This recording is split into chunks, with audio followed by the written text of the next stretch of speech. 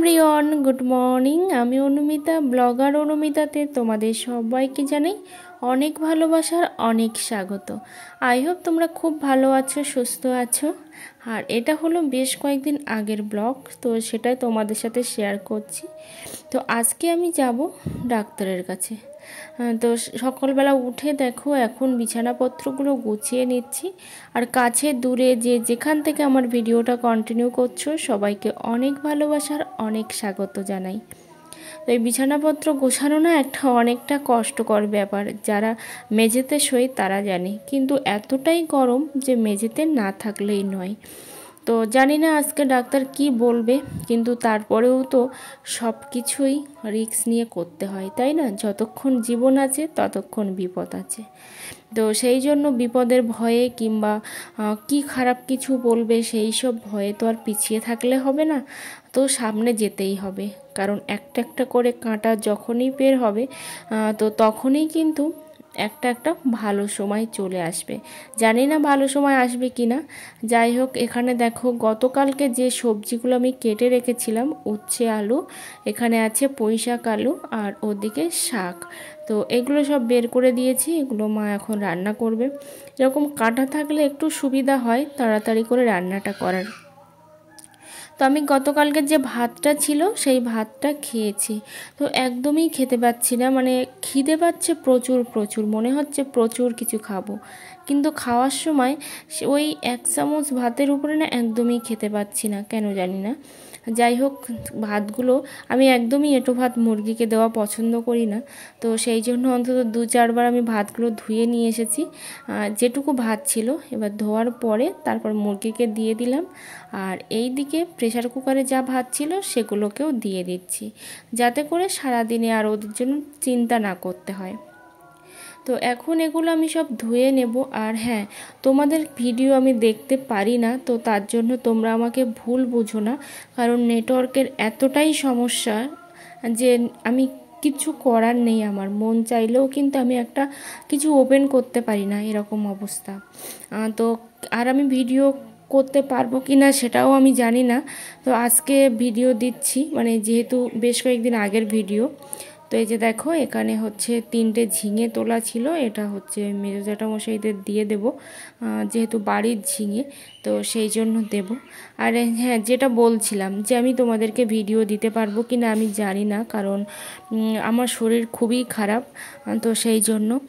তো তোমরা সবাই আমার জন্য প্রে করো যাতে সব কিছু ভালো হয়, সব কিছু শুভ হয়, তো এটাই প্রে করো। তো এই যে এখন চলে এসেছি স্নান করতে, ঠাকুর পূজাও দেওয়া হয়নি, তো স্নান করতে এসেছি। স্নান করে আর কটা জামা ছিল কালকের, তো কে ধোবে বলো, তো সেই জন্য আমি ধুতে নিয়ে চলে এসেছি।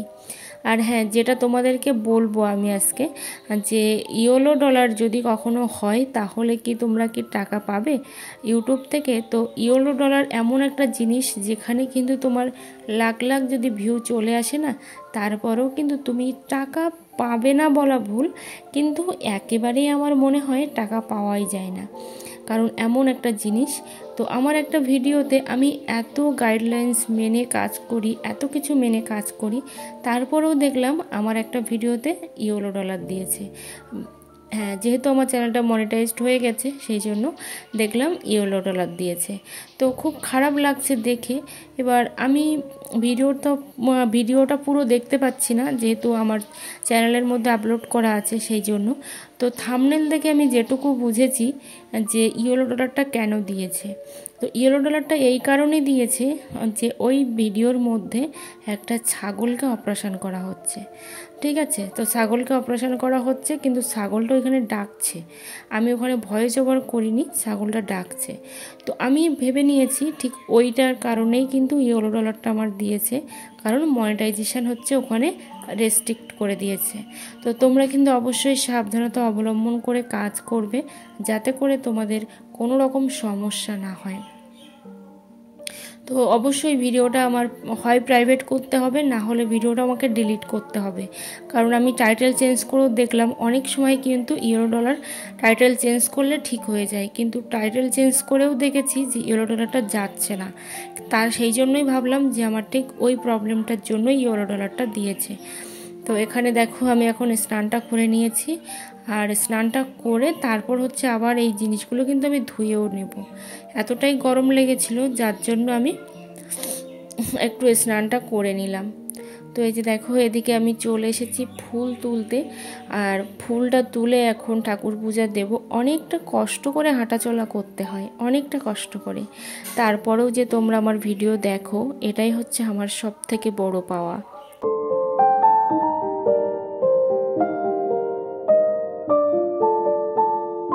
হাজব্যান্ড অনেকটাই তাড়া দিচ্ছে যে তাড়াতাড়ি নাও তাড়াতাড়ি নাও, কিন্তু আমি তো জানি ডাক্তার তো অনেকটা লেটে আসে, প্রায় 3:30 4টে বেজে যায়। তো সেই জন্য আমি ভেবেছি যতই বকাঝকা করুক আমি 1:30টার আগে বের হব না। আর এখান থেকে 1:30টার সময় বেরোলে মিনিমাম 2 ঘন্টাও লাগবে বাইকে, তো মোটামুটি 3টে 3:30টের মধ্যে পৌঁছে যাব। তো সেটাই অনেকটা ভালো হবে, কারণ এতটাই শরীর খারাপ যে ওখানে গিয়ে বসে থাকার মতো ক্ষমতা নেই।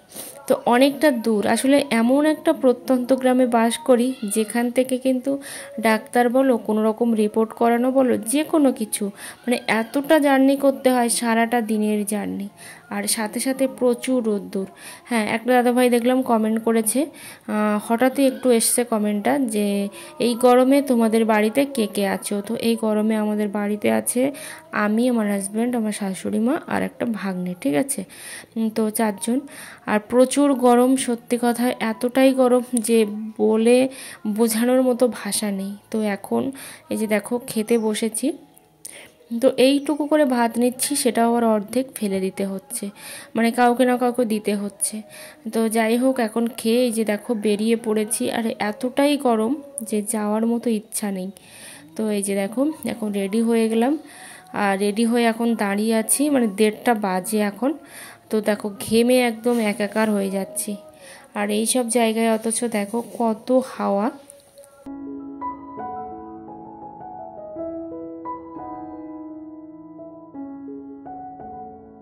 আমি যদি ঠিক করে ভিডিও না দিতেও পারি, তোমরা কিন্তু অবশ্যই আমাকে ভালোবাসা দিও, কারণ আমাকে যেন ভুলে যেও না তোমরা।